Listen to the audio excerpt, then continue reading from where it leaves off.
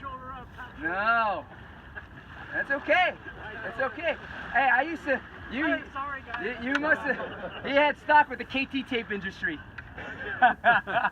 No, I used to be the same way. I used to be that guy. Yo, show the back of your jersey. Look what happens. Yeah. Now I load in a dragon boat 3,000 pounds of boat and paddler on this one shoulder. That's bad juju, right? You're gonna have to change all those stickers that we put on the back of our cars. Right? Oh yeah. Show the guys up. Yeah, well, that's the Hawaiians, you know. But for the longest time, that's what worked. Okay? That's what worked because there was nothing, no perspective against it, right? There was no one, hey, that stroke was working. People were winning with that stroke. It came and it derived from surf ski, from kayak. When you have a kayak blade, though, it's double. And when you sit like this. So you stab, you come up, boom, boom, boom, right? Well, now we're doing the same thing. We were taught that same way, but we're cutting our stroke in half, and we're doubling our efforts, and it became whoever team that could gut it out the most and had the highest pain, threshold for pain usually would win, i.e. Lanakila. Okay? So, and that's where, again, you want to be able to incorporate this area here. Jim Gork had a race in Hanohano before the race. He came to me. He's like, "Red, yeah, feeling everything on my lower back." And I told him, "Okay, you know what? Think about putting your cord. Keep your cord tight when you put that blade in the water." Boom. Then he come back to me that I didn't have any back problems because now you're protecting your lower back, right? And he came in second place, and he was 10 seconds behind Dennis Campbell. That guy beat me too. That's freaking amazing. But that being said, that's the thing, is that what we're trying to do is effectively try to keep ourselves from breaking down. We don't want to red line. We don't want to break down, because when we red line and we break down, we become dead weight. And when we become dead weight, then we're just going through the motions, right? A lot to take in. I'm going to be here with you guys all month, and we'll, yeah, Jim. Some of us that sit off the seat trying to look at ways that we do stroke, because we have a problem with our knees higher than our hips. Right. The angle is different. Right. And when you're trying to throw that hip forward to pull back, Right. You're actually at an angle. You're trying to throw your hip under your knee. Right. Because of the geometry, right? Right. So it seems like you just described with a one man that having the feet farther out, I got the hip more even with the knee. Right. But the stroke's just going to have to be Right. short. I can't reach out as far. Well, no, you can. So anyway, we're trying to work through Right. that and above whether we need to sit on this cushion, if we bring our hips up. I mean, you could, depending on the deals. But the thing is, again, you when you're sitting down and you're spinning on the outrigger, you gotta have you could either have one or two things. Like we had one guy who had the same problem. He just swapped his leg, and so instead of having his stroke here with this front leg here, he went here. And I mean, it just opened up his hips a little bit, right? Okay, you go with what's comfortable for you. But as long as and he wasn't hurting the boat because he was still grabbing at the same time. It was Zibby, Wodzinski, and then boom, he was our strongest paddler, right? And so, but the idea is that he's still connecting, just like when I do it in the high kneel canoe. That's exactly what they do. You come up, you throw your hips forward, you load, and then boom, right? You're coming up, you're keeping your back straight. Everything's all good. So, if anything, how it depends on how you sit in the outrigger. If it helps you lift up a little bit to get you that leverage, then absolutely go for it. You'll find that a lot of times too, like right now, like a lot of the Unlimiteds, their seats they're actually like this, where you sit. So you're kind of already in that motion, right? Whereas the other ones, the older ones, they were just flat. So yeah, putting some cushion on there, good. Yeah, and you'll see, so like when we're those tall guys, you'll see our knees up by the gunwale. Right. And our hips are low. Right. I would say just try to maybe move your leg 1 foot underneath and put your leg forward. If you're keeping both feet forward, get it out there so that your feet. I mean, granted, I know because we got longer legs, shorter torso. Yeah. Jeff Hassenbach had the same problem, right? And so the idea is, again, just the most important thing is just reaching out with your hands, getting out there, right, and then feeling in your core. Find it. There's no. When I talk about the feet, I say go with what you're comfortable with. right? Go with what you're comfortable with, because that over time is gonna help you be more effective. Versus, okay, no, you gotta put your right foot forward and you gotta kick the shit out of the boat. If you gotta keep both feet forward, as long as you're getting a good grab and you're locked in, your feet are locked in on the bottom of the canoe and your hips are moving, it's fine. It's fine. Comfort is a big key thing here, because when we start feeling uncomfortable, that's the thing that starts getting in our mind. Oh man, I'm feeling my ass, feeling that tailbone, and that's all you're gonna think about for the next, how many miles you got? 6? Yeah. So you want to find that area that's gonna help mitigate that discomfort. Anyone else have any questions? Yeah, when you say move your hips, how can you move your hips when it's sitting on the seat? Well, you're not necessarily moving your hips in a sense in where you are moving your hips, because what you're doing is you're locking your foot here and you're bringing this here. It's not a pronounced but we will do that. We will do a catch hip drill where you get, and then when you're moving your hip forward, you lock it in the seat. But you have to sit on the seat. If you're sitting at the edge of the seat, you got bite marks on your butt here, yeah? Okay, so no, don't sit at the edge of the seat. In order for that to happen is that you gotta lock the blade in the water, and the idea is, it's like a pole vault. Boom, boom, boom, boom, okay? But I have to be connected. I have to have my heel locked into the canoe. I'm not kicking the canoe. The power's coming from here. Does that make sense? So, do you also get your weight forward when you're doing that? You throw your weight forward to grab it. So your idea is, good question. So the idea is that our center of gravity comes from our hips. This is how we move around. Has anyone here had a hip injury? Anyone? I have. I remember I had a hip injury and I couldn't even get up off the couch. I literally had one of those walkers with the tennis balls, right? And I inch myself up. So this is what our weight is at, right? Our center of gravity is in our hips. So when we throw our weight forward, we're throwing our center of gravity out onto the paddle and locking it in. And what we're essentially doing at that point is that our weight is moving forward. We're catching that weight. We're not putting the weight back into the paddle. We're not putting our weight back in the boat. We're throwing our weight forward, catching that weight, and pulling it back to our hips. Make sense? So we're moving our center of gravity from outside our hips onto the paddle to establish stability. And then at that point, we then bring it back to our hip, and then throw it out again. Bring it back to our hip, throw it out again. Bring it back to our hip, throw it out again. So we're throwing, it's cyclic. It's like a locomotive. You can see how my foot, my leg, there's a drive there, but it's all derivative from the hip. Because this is where this is the motion. Okay? This is what we're essentially be doing once we establish that. Now, if you're coming down and you're doing something that you can't engage, it's very difficult to engage the hips.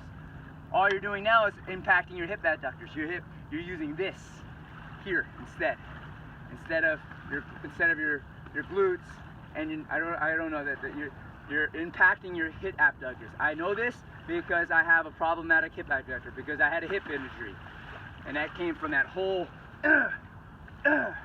me just going down and right, just caving in, top hand too high, coming down and driving down, and then coming up, and then putting all that weight, putting my 100 or 200 pounds of awesomeness back into my blade, and just like instead of just. Or you're pressing down on your hip when you're doing that. Yeah. Doing what? Doing what that? Yeah.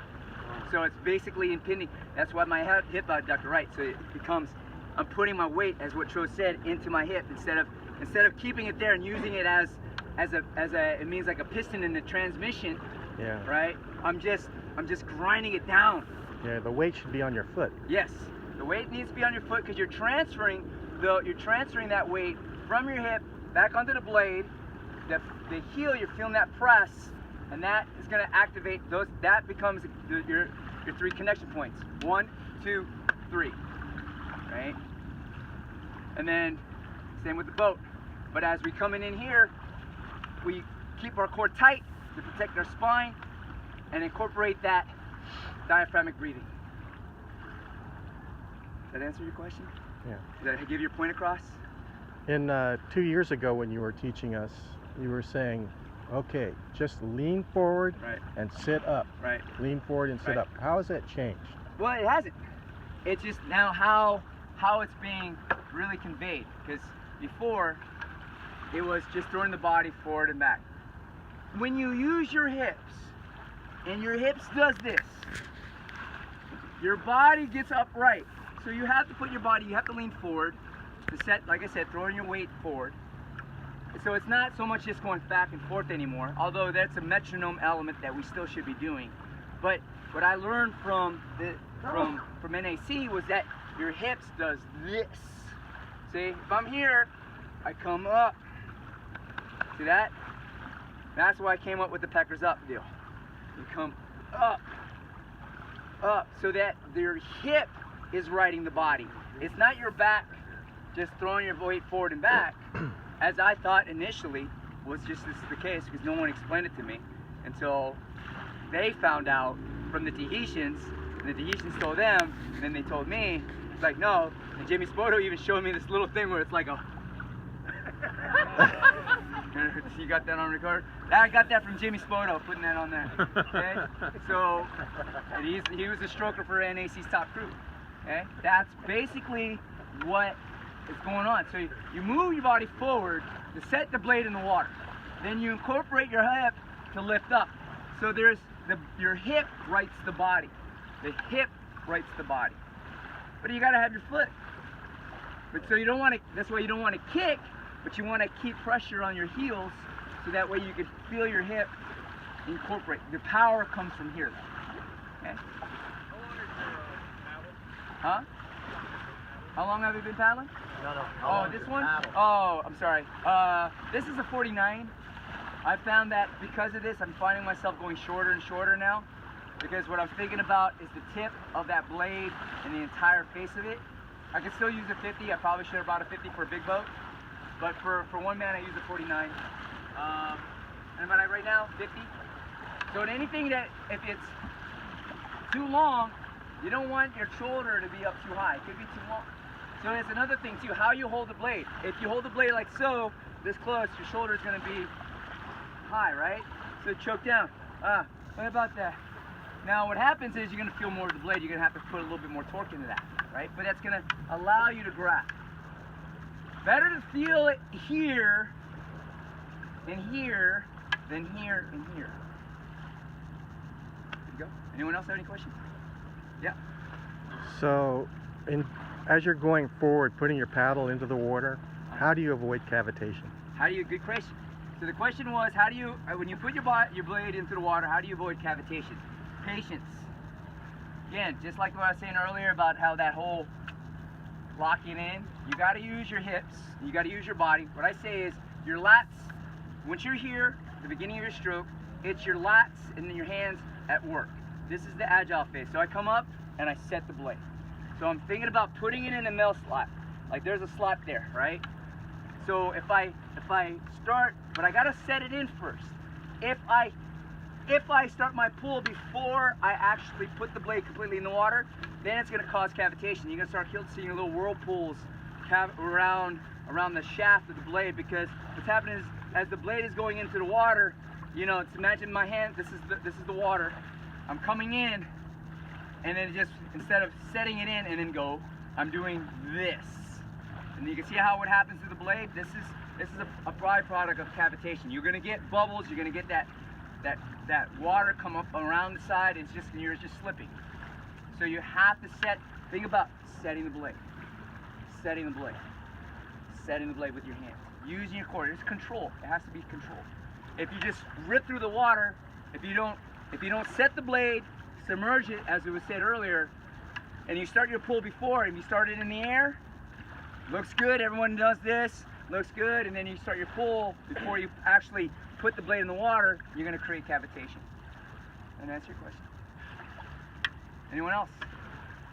That sit-up thing that you talked about, which I thought it was initially a year or so ago, I found a lot of pain in my back. Uh-huh. Then that was just then all I'm doing is just Right. just putting everything on my lower back. Right. I don't want to go back there. Yeah. No. And the idea again is if you grab something, I want you to think about grabbing to activate your core. You know this whole area is going to be activated when you grab, and that's going to protect this. So, question. Yeah. Todd said you want to get that bottom hand wet. Don't worry about that. Okay? Don't worry about that. Yes, the concept of making sure pinky's wet, that was the idea of making sure that you kept your blade in the plane. It was a way for coaches to say, hey, I need you to put that blade completely in the water. And how it was easier for them because, again, they're one packet of Kool-Aid, everyone else is a glass of water. And they've got to get their point across quickly, right? So they say, okay, just put your blade in the water, get it submerged, and you know it's submerged when you have your pinkies wet. My pinkies never ever get wet anymore because I'm holding up, I'm choking up. Okay? It may get wet a little bit at the back end, but it's rarely ever a situation, again, but it's subjective to how you hold the blade, right? If you hold it here, and your top shoulders, you might want to think about choking it, but if it's the way if it's here and you're still holding it here, yeah, your pinkies are going to get wet. I wouldn't worry about that being the issue and making sure that your bladdle's in the water. I would simply say making sure that you're looking at seeing that blade's completely submerged and feeling that pressure of that blade and then going and maintaining it. And it may mean that your pinky never gets wet because what you're doing, you're keeping it in the same plane, right? If your pinky's wet at the point of entry, then okay, it might likely stay wet. But it shouldn't be a focus. It shouldn't be like, I gotta get my pinkies wet. I gotta get my pinkies wet. Because what ends up happening, pinky's wet. Okay, right? Makes sense? In relation to the wet hands, how do you explain stroke length? Stroke length? Stroke length is based on the time you put the blade in the water and how long it takes to take it out. Right. The time in, right? So I would say simply, and I guess I'm not quite sure what your question is. Okay, so back to the previous discussion, talking about getting the hands wet, whether you do or don't. So one of the reasons people would say to get your hands wet is that they come in, you're in the middle of the stroke, right, and the people that break right at the knee, okay, they're breaking the arm, right, which is a point of stroke length also. Right. So like anything, it's a tool. Right. So anyhow, stroke length can be controlled not only by where you place it. So if we have that defined, we know exactly where we're placing it, in that comfortable position. And if I come through here and another guy comes through, like breaking the arm, which we don't really talk a lot about, that affects stroke length. Right. It's one thing. Right. So so the relationship between getting the hand wet and stroke length and point of recovery, that's a factor of stroke length, right? Well, yeah. So in that sense, so the question was about stroke length, right? The stroke length is when you put the blade in the water. In reference to what Rich was saying, the reason why people were taught about the pinkies wet was to think about how long you keep the blade in the water. You know, the idea is now we're going to take that same concept, but thinking about how you're feeling it, what you're doing with your blade. So what dictates stroke length is your grab and how your body's moving back and forth as a pendulum. Now, if you pull and you pull up too soon, again, your stroke length's going to get short, right? It all depends on what the situation is, right? If we're starting, and that's what eventually we'll talk about gears. Gear 1, gear 2, gear 3, gear 4, right? So stroke length is more now on the essence of how long and how much time you're feeling your blade in the water versus just feeling your pinky. So we're moving it down from the pinky to the paddle, okay? So same concept. So if something that relates to someone like yourself, like Rich, great point. We were taught keep our pinkies in the water, on the water, because we wanted to make sure that we all coming out feeling it at the same time.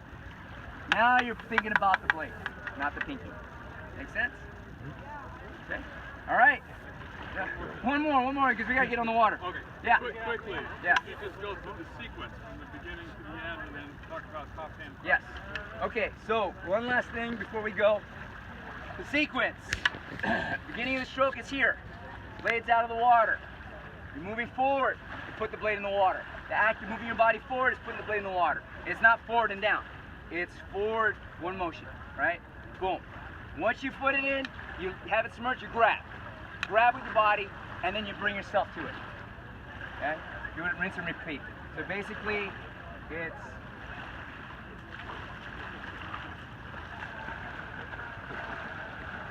down here, set the blade.